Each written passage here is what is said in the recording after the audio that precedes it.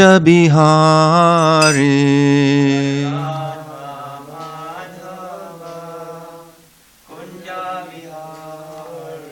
Jaya Radha Madhava Kunja Bihari.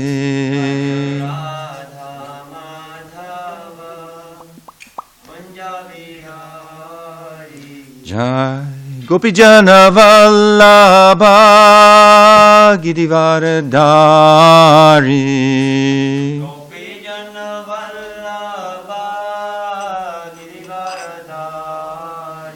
Jaya Gopi Janavallabha Girivaradari.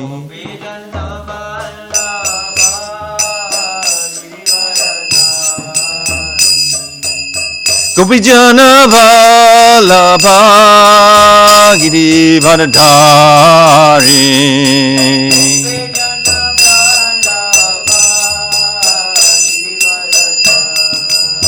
Yashodanandana Brajjana Ranjana.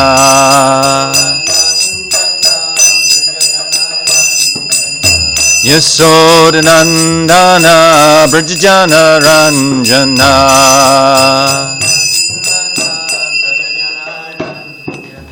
Jamuna Tira Vanachari.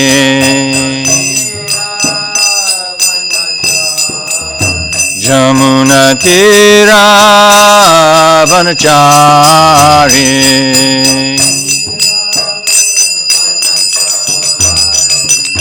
Jaya Radha Madhava Kunja Bihari.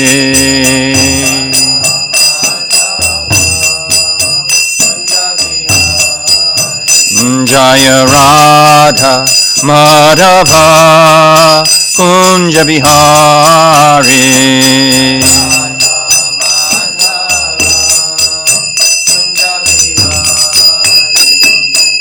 Gopijana Vallabha Girivaradari.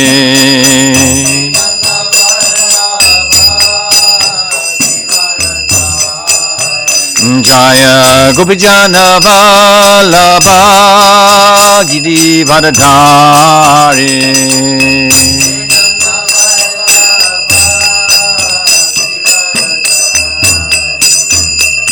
Gopijana Vallabha Girivaradari.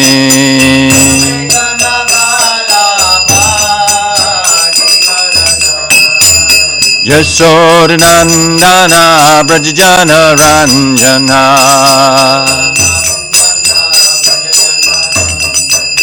Yashodanandana Brajjana Ranjana.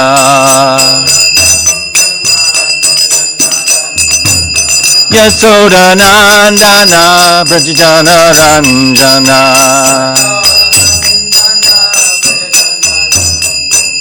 Yashodanandana Brajjana Ranjana.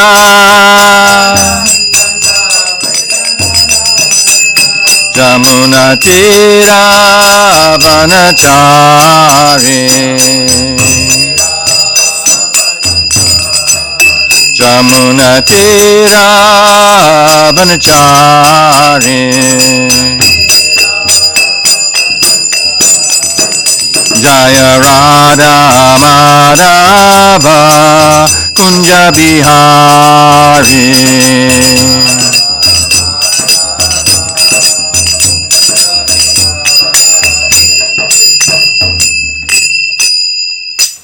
Srila Prabhupada ke, Shri Radha Madhava ke, Shri Radha Damodar ke, Shri Radha Girdhari ke, Grantaraj Srimad Bhagavatam ke, Samaveda Gaura Bhakta Vrinda ke, Gaur Premanandi. All glories to the assembled devotees. All glories to the assembled devotees. All glories to the assembled devotees. All glories to Shri Guru and Gauranga. Glories to Srila Prabhupada.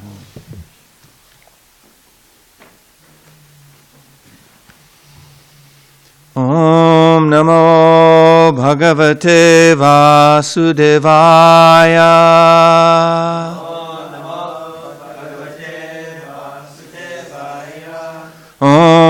Namo Bhagavate Vasudevaya. Om Namo Bhagavate Vasudevaya. Om Namo Bhagavate Vasudevaya.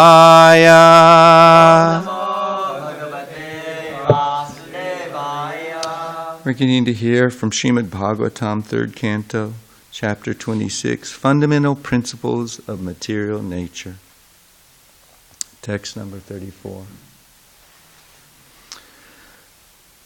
Bhutanam Chindra Dhatritvam Bahirantaram Evacha Pranindriyatma Dishnyatvam Nabasovriti Lakshanam Bhutanam Chindra Dhatritvam Bahirantaram Evacha Pranindriyatma Dishyatvam Nabasovriti Lakshanam Bhutanam Chindra Dhatritvam Bahirantaram Evacha Pranindriyatma Dishyatvam Nabasovriti Lakshanam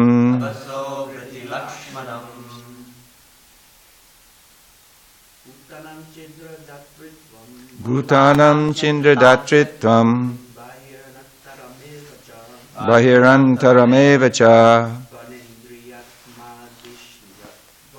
Pranindriyatmana Jnatvam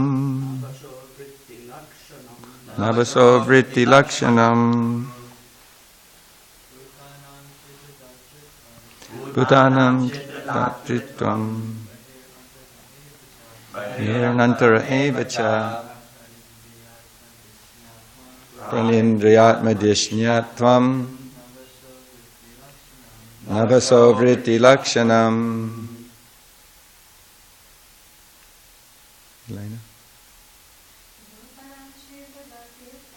Bhutanam Chindra Dhatritvam Bahirantaram Evacha Pranindriyatma Dishyatvam Nabasovriti Lakshanam. Bhutanam, of all living entities. Chidra Dhatritvam, the accommodation of room. Bihi, external. Antaram, internal. Eva, also. Cha, and. Prana, of the vital air. Indriya, the senses. Atma, and the mind. Dishnatvam, being the field of activities. Nabasa, of the ethereal element. Vritti, activities. Lakshanam, characteristics. Translation by His Divine Grace, A.C. Bhaktivedanta Swami Srila Prabhupada. The activities and characteristics of the ethereal element can be observed as an accommodation for the room for the external and internal existences of all living entities, namely the field of activities of the vital air, the senses, and the mind. Please repeat. The activities and characteristics of the ethereal element can be observed as accommodation for the room for the external and internal existences of all living entities, namely the field of activities of the vital air, the senses, and the mind. Thank goodness we have a purport by Srila Prabhupada. The mind, the senses, and the vital force or living entity have forms, although they're not visible to the naked eye. Form rests in subtle existence in the sky, and internally it's perceived as the veins within the body and the circulation of the vital air. Externally, there are invisible forms of sense objects. The production of the invisible sense objects is the external activity of the ethereal element. And the circulation of vital air and blood is its internal activity. That subtle forms exist in the ether has been proven by modern science, by transmission of television, by which forms or photographs of one place are transmitted to another place by the action of the ethereal element. That's very nicely explained here. This verse is the potential basis of great scientific research work, for it explains how subtle forms are generated from the ethereal element, what their characteristics and actions are, and how the tangible elements, namely air, fire, water, and earth, are manifested from the subtle form. Mental activities, or psychological actions of thinking, feeling, willing, are also activities on the platform of ethereal existence. The statement in Bhagavad Gita that the mental situation at the time of death is the basis of the next birth is also corroborated in this verse. Mental existence transforms into tangible form as soon as there's an opportunity due to contamination or development of the gross elements from subtle form. Let's ask for a little help on this one. Pray together, please. Om Jnana Timirandasya Gyananjana Salakya Chakshun Militam Yena Tasmai Shri Gurave Namaha Shri Chaitanya Mano Bhishtam Stapitam Yena Bhutale Swayam Rupa Gadamayam Nadati Swapadandikam Vandeham Shri Guru Shri Yuta Patikamalam Shri Gurun Vaishnavamscha Shri Rupam Sagrajatam Sahagana Raghunathan Vitam Tam Sajivam Sadvaitam Savadutam Parijana Saitam Krishna Chaitanya Devam Shri Radha Krishna Padam Sahagana Lalita Shiva Shakan Vitamscha He Krishna Karana Sindhu Dinabandhu Jagatpate Gopesha Gopika Kanta Radha Kanta Namostate Tapta Kanchana Gourange Radhe Vrindavanishari Vrishabhana Sutta Devi Pranamami Hari Priye Tapta Kanchana Gourange Radhe Vrindavanishari Vrishabhana Sutta Devi Pranamami Hari Priye Vanchakapatarubhyascha Kripa Sindhu Bevacha Patitanam Bhavanebhyo Vaishnavebhyo Namo Namaha Shri Krishna Chaitanya Prabhu Nityananda Shri Advaita Gadadhar Shivasati Gaur Bhakta Vrinda Hare Krishna Krishna Krishna Hare Hare Hare Rama Rama Rama Hare Hare. One more time. Hare Krishna Krishna Krishna Hare Hare Hare Rama Rama Hare Hare. So in so many ways, I'm disqualified to speak on this subject matter. That's why we pray, that we might be given some understanding, that we might be given some ability to hear and speak about these things.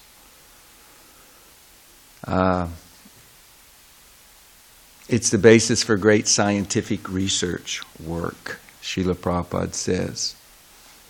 The difficulty with science is that the way in which it is primarily considered, it's all about what you can see, this is what you can prove. But you can't see any of this that we're discussing today. You don't see space, which is the ethereal element, the accommodation for room that's being described here.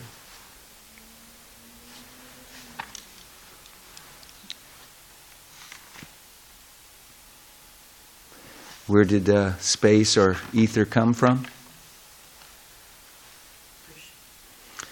Okay, now let's dial it down a little more immediately speaking.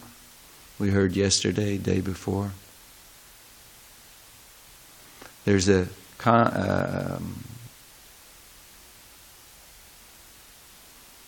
succession of, I suppose, events, I think we can use that word, which allows for the manifestation of this material universe.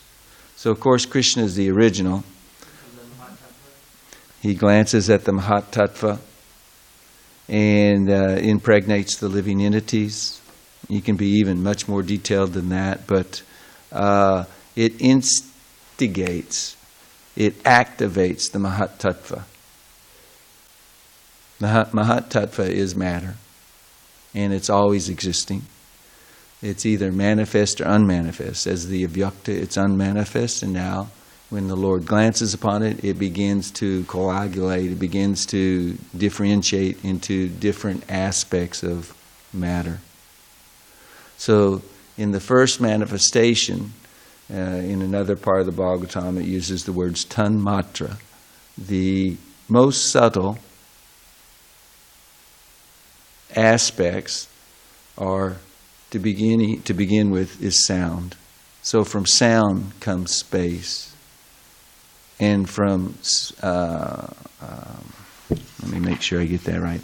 I did say it wrong. From, sound comes space, and then the sense of hearing. So from this manifestation in space, where hearing comes the vital force, which is like the prana, or the life airs, the mind and the senses. These are all taking place in space. You have externally where we see, and then internally where we don't see, but we understand that the blood's being pumped from the heart throughout the entire body, through the veins. And there are life airs that are going through the mediums of the body. And these are all subtle things that we don't see. We detect them, we understand their existence due to their symptoms, but this is explaining what their cause is. How cause and effect are related, and in one sense the same, but also different. So this is all very technical, very, very technical. And the whole situation for Krishna in all its infinite, inconceivable details is simply the dream of Mahavishnu. He's just dreaming. And we see this incredible creation that we are completely bewildered by, because we didn't want to remain a part of reality and eternally surrender to and serve Krishna. We wanted to be the Lord ourselves. So he gives us a playground where we can foolishly try to enact and fulfill those desires. Desires are never fulfilled or satisfied. But Krishna is so kind, he doesn't throw us away. He says, here, try it. See if you'll be happy. You won't. I can't wait till you turn back to me and return to our loving reciprocations. But he's so kind, he dreams this dream. And he creates the material world, and the medium through which he does it is through dreaming. Interestingly enough, me being part and parcel, everything that exists or is done starts with the thought. Many people, especially those who are great endeavorers, great doers, movers and shakers in this world, they understand that first you conceptualize something and then you go for it with all of your ability. So on the psychological platform, we hear thinking, feeling, and willing, and then one does. So this is the activity of Krishna. It's all, by his will, simply by thinking, his unlimited energies take care of everything. And he enjoys everything that he does, everything that he thinks, feels, and wills. He's simply blissful.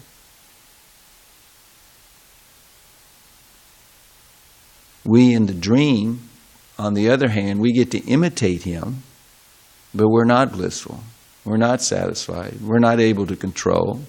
And even though we want things to happen in a certain way, more often than not even close.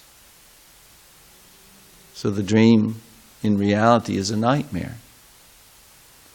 And then in these dreams we have the daydream and we have the night dream. We don't ever think that right now we're dreaming. We think that we're awake, and at night we dream. And this is another proof of the tangibility and the reality of the subtle platform. Because when we're dreaming, we're asleep, and the body's lying there, but the mind, the subtle body, is very active. We in the subtle body is very active.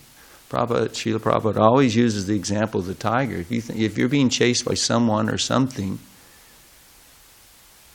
and you think you're going to be killed, you feel fear. You may even wake up crying out. It's very real to you.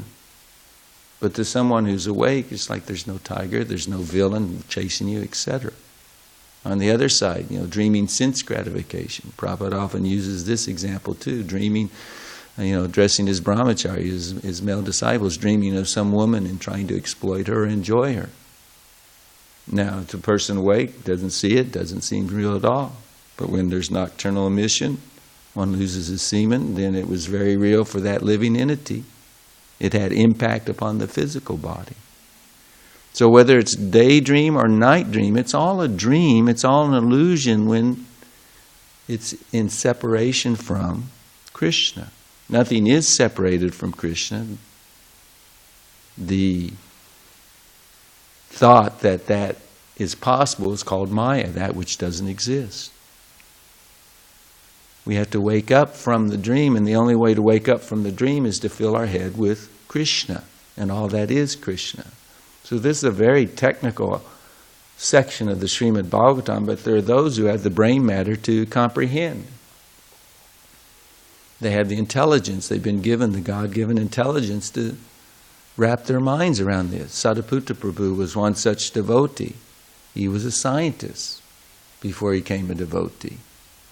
He had the qualifications to be a scientist. And when he met Srila Prabhupada, his whole paradigm in life changed. He became free of the dream because he accepted the knowledge as it was presented. And he used his intelligence to understand how this is true. As Srila Prabhupada said, this is the basis for great scientific research work. And the Bhaktivedanta Institute, or anyone who is scientifically minded or qualified, is meant to approach the Bhagavatam on these more lofty matters that the scientists claim they understand and present in such cheating fashion that they are the gurus, the priests of this knowledge. They hold it and they dole it out to us.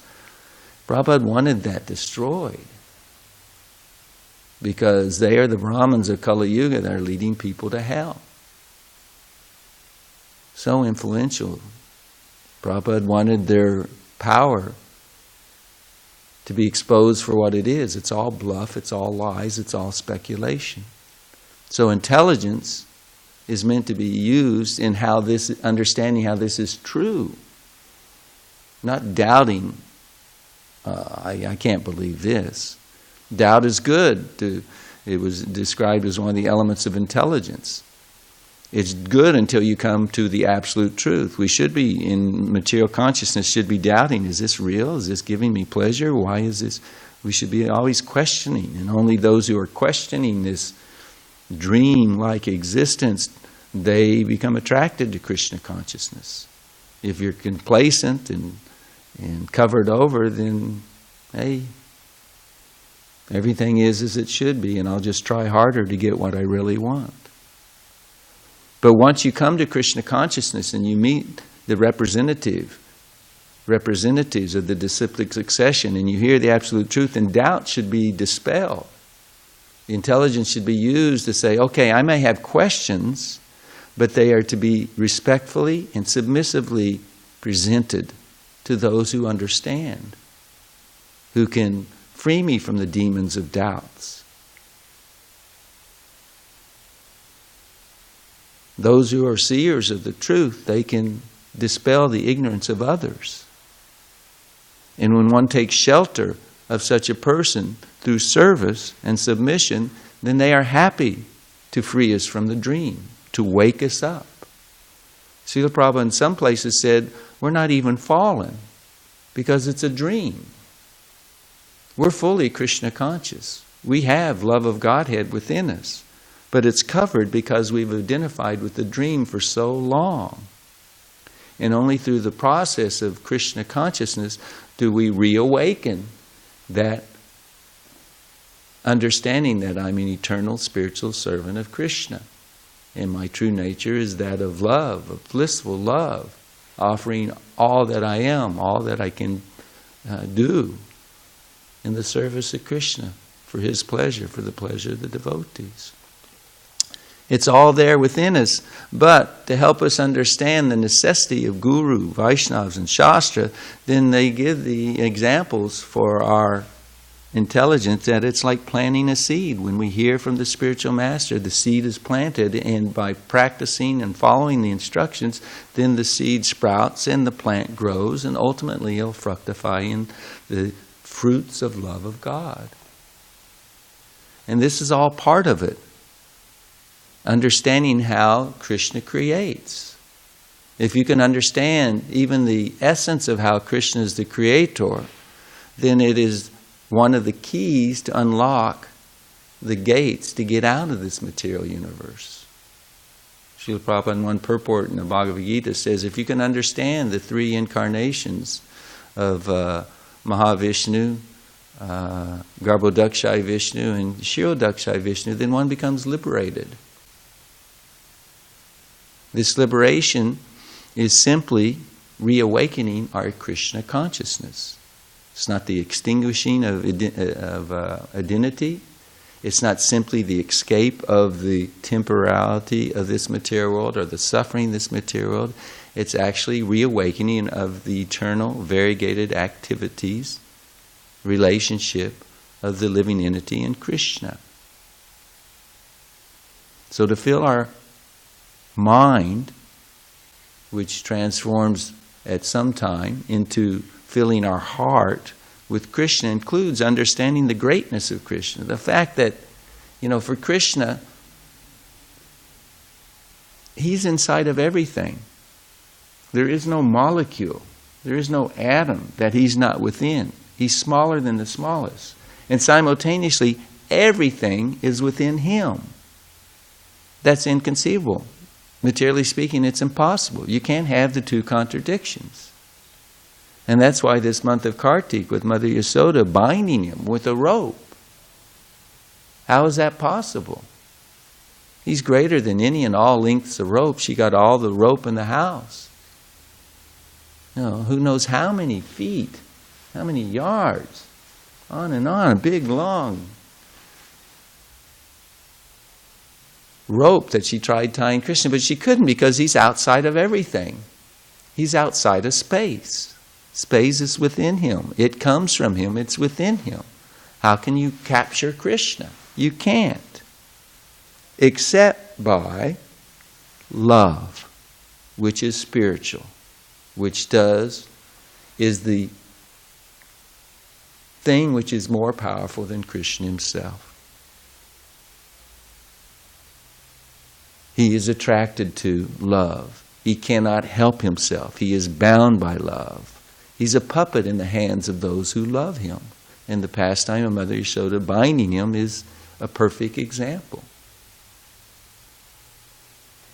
When Mother Yasoda another time opened up the mouth of her naughty Krishna, having the little child having eaten dirt or clay, she saw within him all reality. All reality.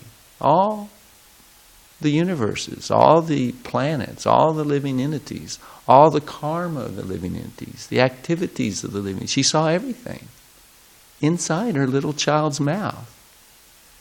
Or Arjuna, when sitting on the chariot with Krishna, was given the ability to see the entire universe, and not just our conception of, okay, I look in the temple and I see you, struggling to stay awake, or maybe trying to identify with something being said. But Arjuna was given the opportunity to see past, present, and future simultaneously. He was able to see everything that exists within the universe. I mean, this universe is so inconceivable. Just one tiny seed-like, mustard-like seed in a whole big giant bag of mustard seeds. One tiny, smallest universe in all the universes. He could see it all. The scientists, some of them, Albert Einstein being one, think that this fabric of time and space is all existing, past, present, and future. that that it all simultaneously exists. And only the biggest of brains, as the word they use, is able to kind of conceptualize and wrap their head around that. But Arjuna was able to see simultaneously all things, past, present, future. Srila Prabhupada, sitting on the bench, said, I have hundreds of temples and thousands of devotees, and so many books are going out, and so many people are chanting Hare Krishna.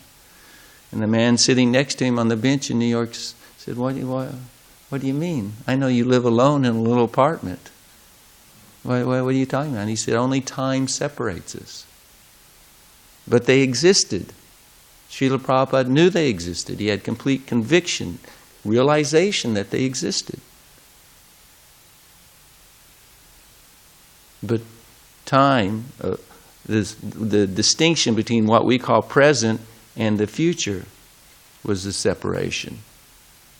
But in reality, there is no past, present, or future. That's all in this mundane realm. The activities of a pure devotee are not mundane. The activities that he is engaging us in, they're not mundane. Our consciousness may not be fully awake to the spirituality of what we do, but this activity that we're engaged in all its aspects of the International Society for Krishna Consciousness, are nothing but the further unfolding of Lord Chaitanya's Leela.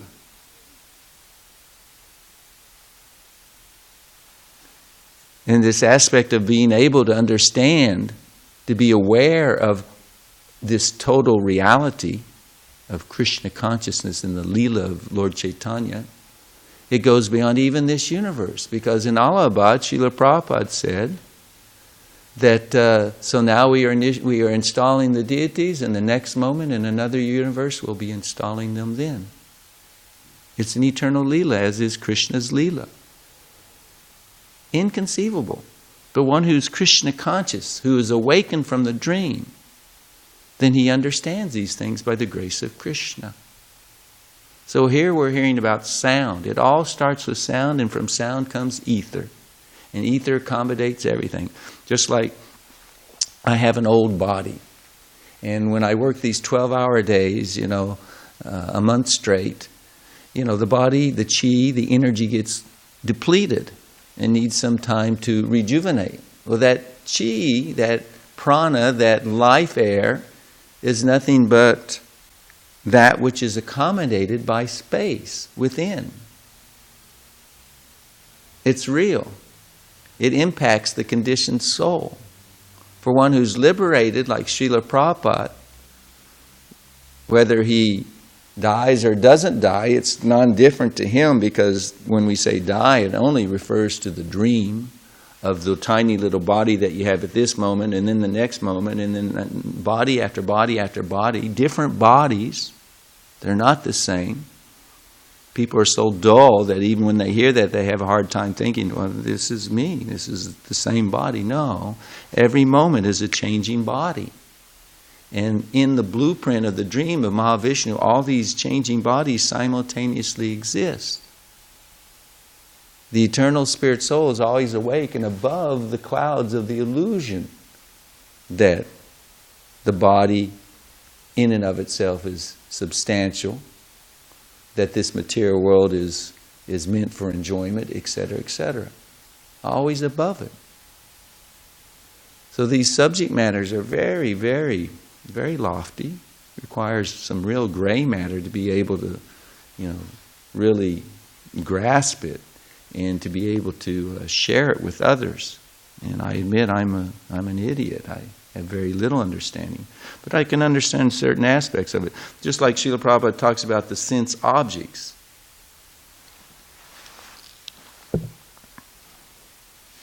Development of the gross elements from the subtle form. Just like we can see our body, but the subtle forms of the sense objects exist outside of the body. Like this hand, we think with this hand I'm touching. But it's a sense in the element of touch is something distinct from it. Senses and sense objects. And from the subtle come the gross. Scientists think it's the other way around. They think from the gross comes the subtle. It's not like that. It's from the subtle comes the gross. You know, to think that life comes from the begetting of two bodies and another body is produced, you know, this is just the most childish, elementary understanding of reality. There's no understanding really. It's because of the presence of life form. So the subtle always precedes the gross. And if we don't understand that, even if we don't understand that, if we will practice the process of Krishna consciousness, we get the benefit as if we did understand it. Because every time we chant Hare Krishna, every time we desire to please Guru, Vaishnavas, and Krishna, that is purifying the contaminated consciousness. You know, taking prasadam, the cells of the body are being purified. And every 7 years, complete change of body. They understand that much. But it's all about the consciousness. The consciousness is being transformed. Some people see auras. Some people have very dark auras. Some people have, you know, brilliant auras. Sometimes when you look at Srila Prabhupada, you would just see the effulgence emanating from him. It just...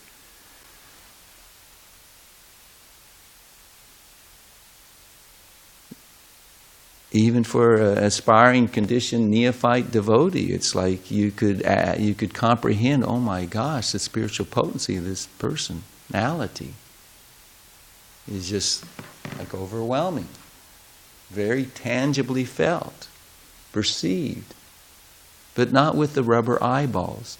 We got to get over our attachment to the rubber eyeballs because the rubber eyeballs can't see this stuff. One has to hear, hearing being the most important of all the mediums for acquiring knowledge. We're not the body.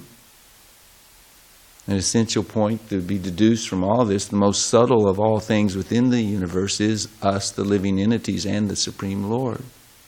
And because of us, the creation takes place. Because criminals exist, the state creates prisons. In the ideal times when leaders cared for the citizens, they didn't want people put in prison. They didn't want people being exploitive and criminal and harmful to others. But because there are such elements, and they deal with it accordingly. The only thing is, inconceivably, Krishna enjoys it. Everything being the Leela of Krishna, he enjoys the creation. He enjoys the chase. He enjoys the fact that at some point all of us do or will wake up from the dream and reunite with him in eternal loving service. That's not to say he doesn't become angry at our slowness. Sometimes doesn't become angry with the slowness, the dragging of the feet, etc. When the dissolution takes place and he's upset and, you know, all the fire all breaks loose. He's wondering why they wasted so much time. But even in that anger, that's part of his blissfulness. For Krishna, all emotions are simply the cause of love and pleasure. Being attached to the bodily concept, we have a little difficulty understanding these things about Krishna and spiritual life. Even for the pure devotee, when we say they don't care how difficult it may be or how much they suffer. For them it's a source of pleasure because they know going through that and continuing in their service despite that, they're giving Krishna pleasure and that's their highest pleasure. That's their only pleasure.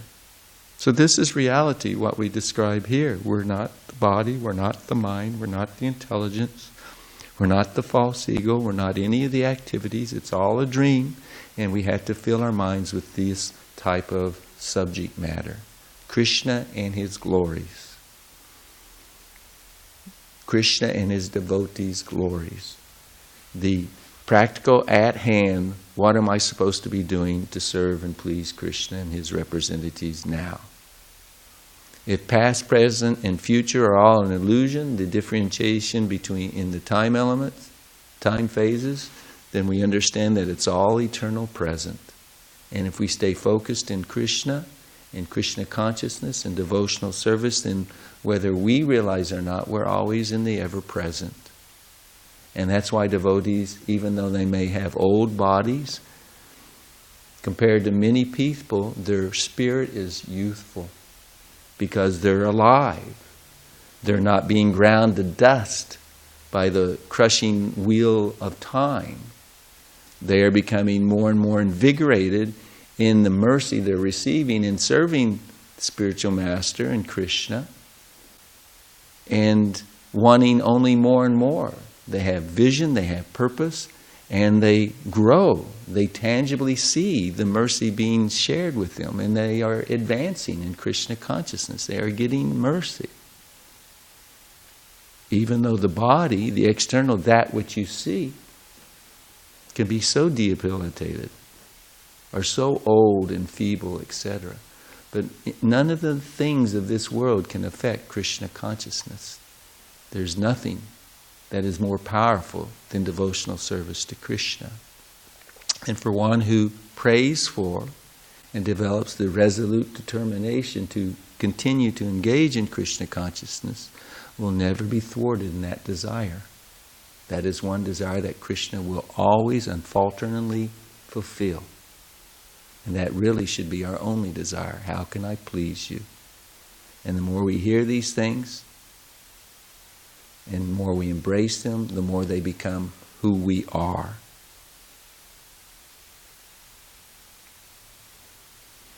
That's somewhat of a rambling nutshell of some understanding that I have of this verse and purport. Would you like to contribute? Any questions or comments?